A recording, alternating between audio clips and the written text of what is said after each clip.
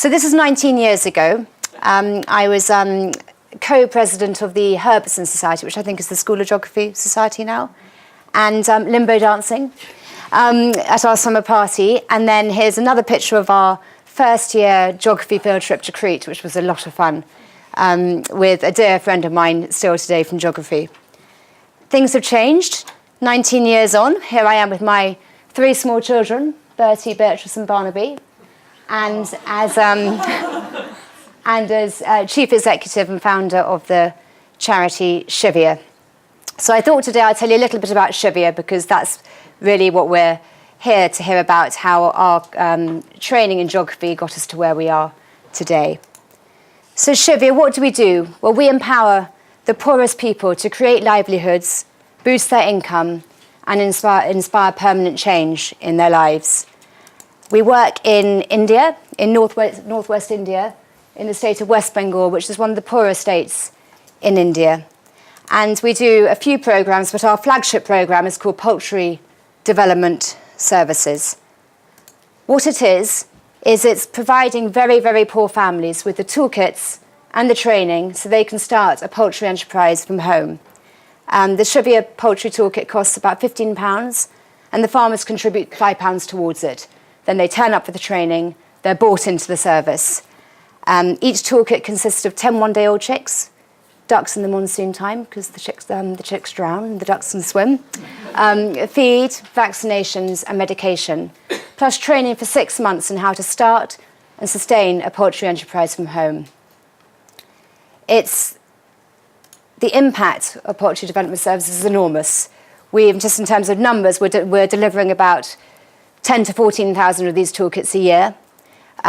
We've done about 50,000 since we started the PDS in 2011. We're working with 10,000 families at the moment in over 1,000 villages around Calcutta. We train whole families. It's very important you don't just target the woman, because the men don't like it. So we train the whole family in PDS. So we trained over 55,000 people. And because of the work, our social impact assessments are saying that over 10,000 children are now in school because of the work. The increased respect for the woman is amazing, because they're earning and they're able to make decisions in the household. And invariably, they use the money to spend it on household things like getting their children in school and allowing them to stay there, especially their daughters. It enables them to work and earn money, and they also use the eggs and the chicks to better feed their children, so the nutritional element is very strong. And we're seeing again that the average household income is increasing by 30% because of the selling of the chicks, and the eggs on a continuous basis.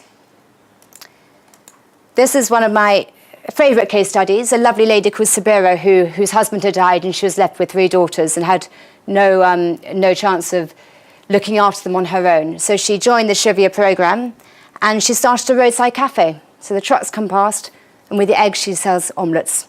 And she's now a real role model in the community, inspiring other women to work, and all her children are in school since she joined the project. The other programmes are agri-management services, goat farming and fisheries. I won't go into them because of time, but I'll show you a short video which encompasses Shivia, and then I'll tell you about how I think geography and my dissertation got us here.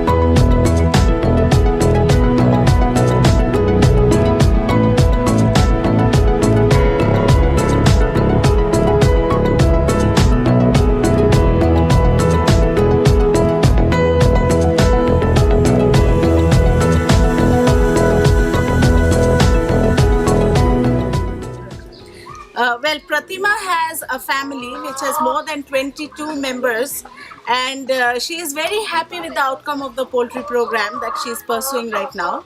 And she has her daughter who she has sent to college for further education from the money she has made from the poultry enterprise.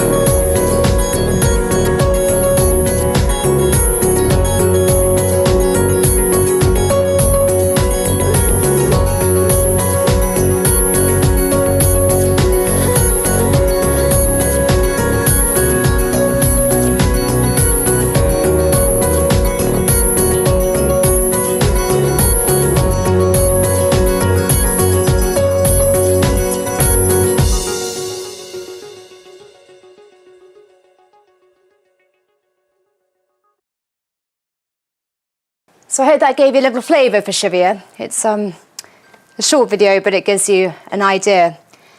And the question is, how did it all start? Well, my father was actually brought up in Calcutta. My grandfather funded Mother Teresa's first homes. So that was the initial link to Calcutta. And I was very keen to go and see where he had lived, so went to work in West Bengal. And I worked in this foster home for abused and abandoned children. They do all these outreach services to the villagers, and that's when I saw how these women really lived in huge poverty, and what they lacked was access to finance and access to skills they could commoditize. So the seed was sown, and then came to Oxford to study geography, and I was so grateful for the opportunity of being able to do a dissertation. And what I wanted to do was to go back to the West Bengal and research these families. And the first dissertation was on the hand rickshawallahs of Calcutta, because many of the men migrated to the cities looking for work, and they'd send remittance, they'd send money home to the villagers. So looked at the trade, the money going home to the villagers, and what the people were doing with the money.